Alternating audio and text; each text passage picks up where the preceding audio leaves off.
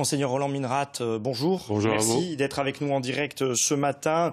Quelle a été votre réaction personnelle au moment où vous avez vu, comme nous tous, ces images terribles qui ravageaient Notre-Dame? Eh bien, écoutez, je vais reprendre un mot qui a été émis par presque toutes les personnes que vous avez interrogées, c'est l'émotion. Ça vous étrangle. J'ai assisté, j'ai vu aussi le feu qui progressait dans les charpentes, etc. Finalement, cette flèche qui s'écroule, c'est extrêmement fort.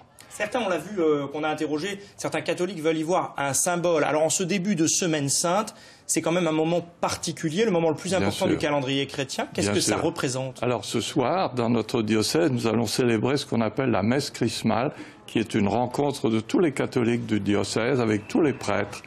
Et c'est le moment de reprendre conscience que nous sommes une église vivante. Alors, on a dit, les pierres peuvent brûler, éventuellement, les pierres vivantes sont là. Mais nous sommes tous attachés à ces pierres qu'est Notre-Dame de Paris. C'est presque paradoxal pour un croyant. Mais non, mais pas du tout, parce que cette cathédrale, comme toutes les cathédrales, mais Paris, c'est plus que toutes les autres, c'est l'expression d'une foi. Vous savez, la cathédrale, elle est spiritualisée. La pierre, la matière disparaît.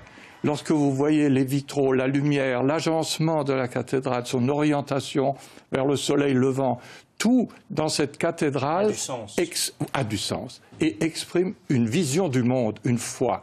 Et ça, c'est quelque chose qui appelle au sentiment de la transcendance. Et la transcendance, vous avez vu, dans la belle solidarité qui s'est exprimée à travers toutes les personnes présentes, qu'elles appartiennent au catholicisme ou pas, c'est ça. C'est magnifique. Est-ce que ça vous a touché de voir que ce ne sont pas seulement les croyants qui se mobilisent et qui expriment leurs émotions, les croyants d'autres religions, mais aussi les non-croyants? Bien sûr, ça m'a aussi ému.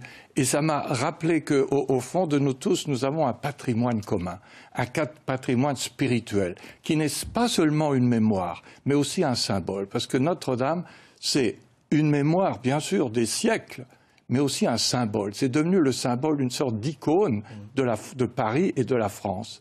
Et ça, c'est énorme. Il n'y a pas si longtemps, il y avait des travaux sur votre cathédrale, de réflexion sur votre cathédrale. Est-ce que vous avez pris en compte ce risque? Est-ce que vous y aviez pensé? Et est-ce que les choses sont faites pour permettre de sauver ces monuments énormes en cas de drame? En ce qui concerne les travaux, c'est la responsabilité de la DRAC, de l'État, qui le fait avec un soin extrême. Et nous, on ne peut que participer, nous associer à ce travail, mais nous rendons bien compte de la fragilité de nos monuments anciens. Nous avons aussi à Saint-Bénigne une charpente en bois. Ça n'est pas la forêt dont on parle. Mais c'est tout aussi fragile. Mais c'est aussi fragile. Donc, il faut que les mesures de protection, de sécurité soient renforcées et qu'on n'ait pas un drame semblable dans d'autres situations. Un dernier mot sur cette générosité, cet appel aux dons qui est lancé un peu partout. Est-ce que vous invitez les catholiques de Dijon à donner pour Notre-Dame de Paris? Je ne peux pas dire non. C'est évident. Mais je crois que la campagne de dons ne fait que commencer et qu'elle va être mondiale.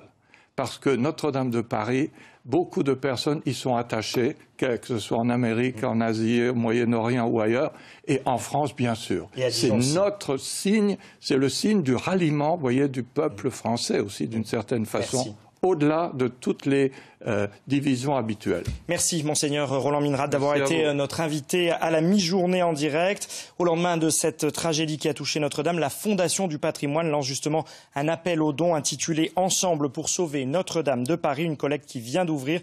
Il est possible de donner à hauteur du montant de son choix pour soutenir les travaux. Plus d'informations sur le site internet fondation-patrimoine.org.